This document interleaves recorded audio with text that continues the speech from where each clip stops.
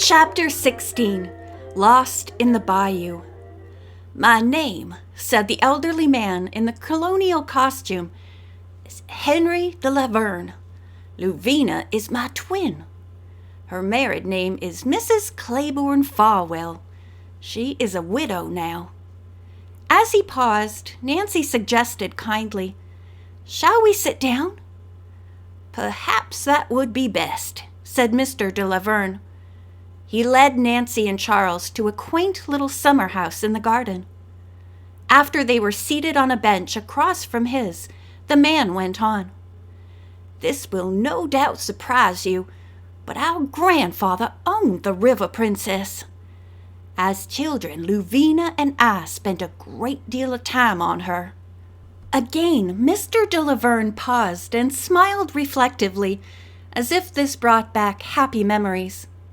Charles remarked, "It must have been a great deal of fun, sir, for you and your sister." "Indeed it was," Henry agreed. "Louvina loved to play actress and try on the various costumes.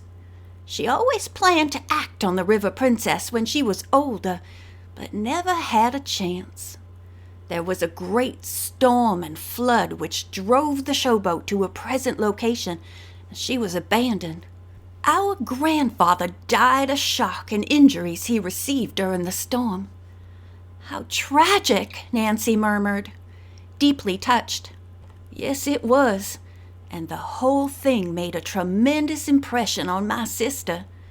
She was very upset about the fate of our beloved grandfather and showboat. But as Louvina grew older, the family thought she had forgotten the episode. She married happily and lived a very normal life. But after Mr. Farwell's sudden death several years ago," Mr. de Laverne went on, "Louvina's mind began to play tricks on her. She started living more and more with her memories. Finally, I came to stay with my sister after I retired and help her with her business affairs." He smiled. "I'm a bachelor." After another pause, he said, "I humor Louvina all I can. We were very close as children, playing together almost constantly." Mr. de Laverne looked up at the sky. The clouds had been blown past and the moon was shining brightly again. "On nights when there's a full moon, my sister's mind always reverts to her childhood. It's then she insists that the two of us put on costumes which our grandparents used to wear and go to the River Princess." Nancy and Charles smiled understandingly, and Nancy murmured, "You are very wonderful, Mr. de Laverne, to be so patient and thoughtful." The man suddenly chuckled. "It is a good thing that Louvina picks moonlight nights for our trips. Otherwise I could never find my way to the showboat." After a few seconds, he added, "Well, that is my story. Does it clear up the mystery of the supposedly haunted showboat for you?" "Partly," Nancy replied, "and thank you very much for confiding in us, Mr. de Laverne. I'd like to ask you a few questions, if I may. I'm dreadfully sorry to hear of your sister's trouble, but I'm sure she is not unhappy." "Oh, no," Henry answered quickly. "As a matter of fact, she is happier when she is playing a part than when her memory serves her normally. Then she starts worrying about me." "Mr. de Laverne," Nancy said, "yesterday I found an antique ornamental hairpin on the deck of the River Princess." She described it and added, "Does it by any chance belong to your sister?" "Why, yes, it does," Henry answered. "She insisted upon wearing it to the showboat on one of her trips. It must have dropped out of her hair." "I'll return it soon," Nancy offered, then said, "Tonight we heard a tom-tom being beaten and calliope music playing on the River Princess.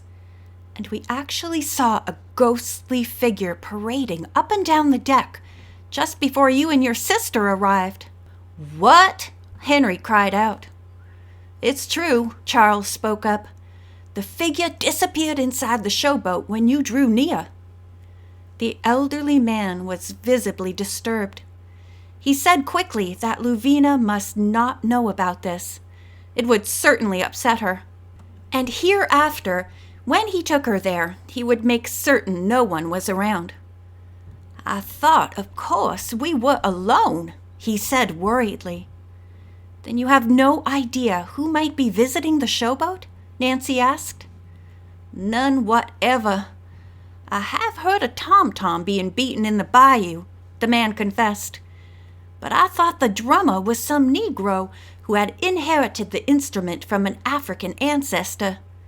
As to the calliope, I cannot understand it. The old organ is in no condition to be played." Nancy asked Mr. de Laverne if he thought secret voodoo meetings were being held on the River Princess.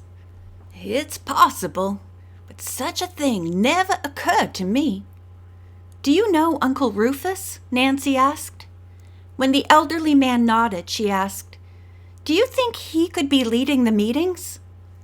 Mr. de Laverne vetoed this possibility. "Uncle Rufus is a fine, highly respected man in this neighborhood. He does a great deal of good. He certainly would not conduct any such secret meetings. By the way, why are you interested in solving the mystery of the haunted showboat?" Nancy told him about the plans for moving it and the forthcoming ball the Havers were giving. "Move it!" Mr. de Laverne cried out. "Oh, if that is done, it will kill my sister." "But if there should be any danger on the River Princess, you would not wish Mrs. Farwell to go aboard it," Nancy pointed out. "Yes, that is true," the man admitted. "Perhaps if we are careful, there will be no trouble." "I wonder," said Nancy. "Mr. de Laverne, do you know of any reason why persons other than voodoo worshippers might want to make the showboat appear to be haunted? Or to sabotage it?" Before replying, the elderly man stood up. For several seconds he looked off into space, then said, "Yes, there might be, but that is a family matter. I cannot tell you about it. But one thing I'm sure of. It would be very foolish for Colonel Haver to try moving the River Princess." Bowing, Henry de Laverne abruptly said good night and hurried up the garden walk to the house. "Good night," the young people called. As Nancy looked after the man, she mulled over his sentence. What was the rest of the story he was not willing to tell? And was he trying to send a message to Colonel Haver by way of Nancy that it would be dangerous for the owner of Sunnymead to continue his efforts to have the old boat moved?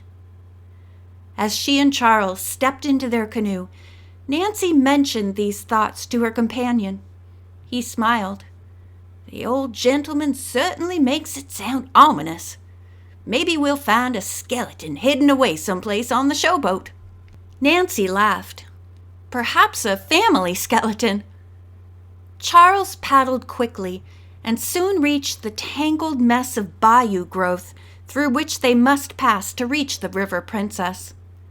Once more the moon went under a cloud. It was pitch black in the swamp, but Charles continued to paddle, with Nancy ducking when leaves and stems brushed her head. "I've got to give you credit for following a good hunch, Nancy," Charles said admiringly. "I like a girl with initiative. If it hadn't been for Donna May's—" He broke off abruptly. Nancy thought, "I have another hunch. Charles is still in love with Donna May, even if she has hurt his pride." But she felt it best, under the circumstances, not to make any comment. There was a long silence, broken only by the ripple of water from the canoe paddles. Then Nancy laughed softly. "Charles, you're absolutely amazing the way you can see in the dark." "Don't praise me too soon," he replied. "I have a feeling I'm off course completely." 5 minutes later, he confessed that he was lost.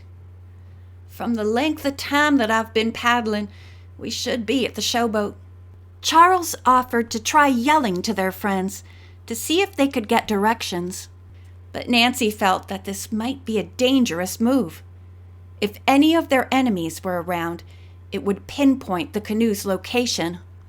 "Why don't we go back to the open water near Mr. de Laverne's house and then start over again?" she suggested. "It won't hurt to try," Charles replied. But the longer he paddled, the more hopelessly lost he became in the moss-draped swamp. Finally, Charles said, "We'll have to give it up and wait for daylight." Back at the showboat, Bess, George, and the two boys were becoming frantic over the long absence of their friends. 3 hours had gone by, and still Nancy and Charles had not returned. "Oh, I just know something terrible has happened to them," Bess wailed. "Don't say such things," George chided her cousin. "You know Nancy when she's sleuthing. She just won't give up." "Let's continue our search of the showboat," Frank suggested, to distract the girls from worrying.